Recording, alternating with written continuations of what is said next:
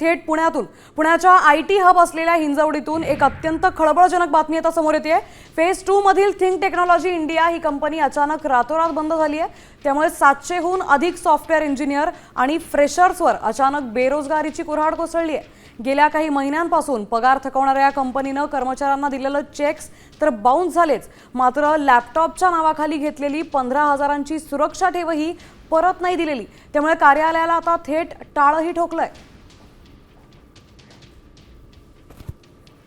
Think take private limited ही हिंजवडीतली एक IT company आता बंद पडलेली आहे आणि त्याचं एक फार मोठी न्यूज सगळीकडे झालेली आहे।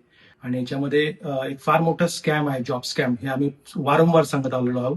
आणि आता आमची रिक्वेस्ट लेबर मिनिस्टरला हीच असेल की अशा सगळ्या कंपन्या, आणि यांना कंपन्या म्हणण्यामध्ये काही अर्थ नाही, हे सगळे स्कॅमस्टर्स आहेत आणि कन्सल्टंट फर्म्स आहेत ज्या अशा पद्धतीनं एम्प्लॉईजकडून पैसे घेतात आणि त्यांना जॉब देण्याचं आयटी मध्ये एक आमिष दाखवतात।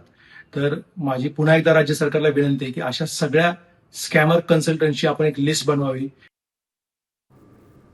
गेल्या काही महिन्यांपासून या कंपनीच्या कर्मचाऱ्यांचे पगारही थकवले जात होते, तर त्यांचे चेक्स सगळे बाउन्स होत होते आणि लॅपटॉपच्या नावाखाली त्यांच्याकडनं घेतलेली 15,000ची सुरक्षा ठेवही परत दिली गेली नाहीये। रातोरात 700 कर्मचाऱ्यांना कामावरून काढून टाकण्यात आलंय।